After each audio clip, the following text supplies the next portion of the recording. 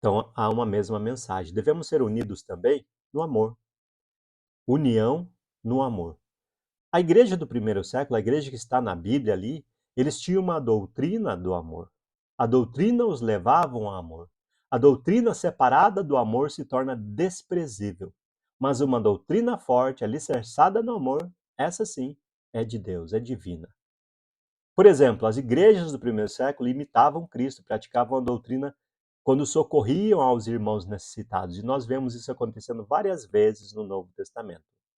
Nós vemos acontecendo em Atos, começando a igreja lá em Jerusalém, ajudou os primeiros discípulos que não tinham morada permanente na cidade quando a igreja começou. E nós vemos as pessoas agindo mesmo. A doutrina do amor foi pregada e as pessoas sentiram no coração de fazer, de desfazer dos seus bens para ajudar os necessitados. Existiam pobres, sim. Necessitados? Não. Não é problema ter pobres, nem na sociedade, nem sequer na igreja, nem no mundo. Pobres nós sempre teremos. Necessitados? Não. Devemos ajudar as pessoas nas suas necessidades. Não havia nenhum necessitado entre eles. Pobres, é claro que sempre tinha. Porque os que possuíam terras ou casas, vendendo-as, traziam os valores correspondentes e os depositavam aos pés dos apóstolos. Então, se distribuía a cada um conforme a sua necessidade. Veja que as pessoas faziam isso voluntariamente. Ninguém é obrigado a vender suas casas, terrenos, casas, vender e trazer para a igreja. Não é isso que é a pregação. Mas era porque havia uma necessidade. Se não há uma necessidade, nós não precisamos vender as nossas coisas. Mas é claro que há sempre necessidades, nós podemos ofertar mais, por exemplo. Talvez não precisamos vender. Quando você só tem uma casa, não é prudente você vender, mas você pode continuar ofertando, ser generoso.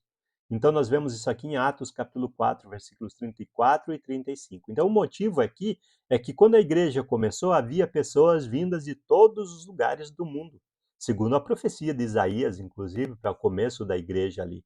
E as pessoas não moravam em Jerusalém, estavam necessitadas das coisas. E então os irmãos se dispuseram ajudando, porque a igreja já começou ali com quase 3.000 pessoas, logo tinha quase 5.000, logo tinha quase 15.000 pessoas.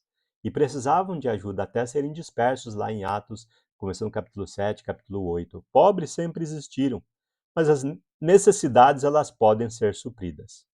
A igreja é unida e deve ser unida realmente pelo amor. A igreja em Antioquia, por exemplo, ela enviou uma oferta lá em Atos, capítulo 11, versículo 29. As igrejas distantes, situadas na Macedônia, se reuniram para ajudar Jerusalém e fizeram isso apesar de elas mesmas serem muito pobres. Até diz o texto lá de 2 Coríntios, capítulo 8, que eram profundamente pobres. A igreja ela é tocada pelo amor. Eu lhes dou um novo mandamento, disse Jesus, que vocês amem uns aos outros, assim como eu os amei, que também vocês amem uns aos outros. Nisto todos conhecerão que vocês são meus discípulos, se tiverem amor uns aos outros. A igreja não é conhecida pela sua pregação bonita. Ah, vocês têm razão. Vocês sabem o que a Bíblia diz. A igreja não é conhecida por isso. A igreja é conhecida pelo amor. Quando nós recebemos as pessoas, por exemplo, não somente no prédio da igreja, nas reuniões da igreja, mas até nas nossas vidas. Quando nós tratamos as pessoas nas nossas vidas como se elas fossem um visitante ali da igreja. Não importa onde, nos negócios, na escola, em casa, no trabalho, nós devemos tratar as pessoas com tal amor que as pessoas queiram saber por que você é diferente. Por que você age assim comigo mesmo que eu não seja um merecedor? E principalmente por aqueles que não são merecedores, porque é assim que Jesus nos trata. Nós que não somos merecedores, é dessa forma que Jesus nos trata. Então, como nós devemos tratar os outros? Se nós entendemos o evangelho de amor, é assim que nós devemos tratar as outras pessoas. Por isso que nós falamos de tantas maneiras, né, que nós podemos evangelizar. Por que é tão importante a igreja evangelizar? A igreja se opor ao pecado, inclusive. Porque somos intrometidos e queremos regular a vida dos outros? Não, porque nós sabemos para onde as pessoas estão indo, exatamente para onde nós também estamos indo. Devemos falar uns aos outros, todos os domingos, todas as vezes que nos encontramos e também até online devemos falar. Vamos lutar contra o pecado. porque a luta contra o pecado é a morte.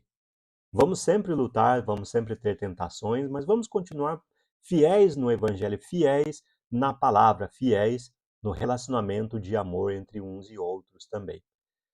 O amor era realmente uma força unificadora na primeira igreja, na igreja que foi fundada ali por Jesus.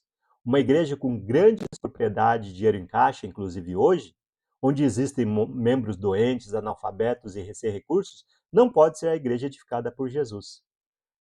Em 1 João capítulo 3, versículo 17, nós vemos outra mensagem.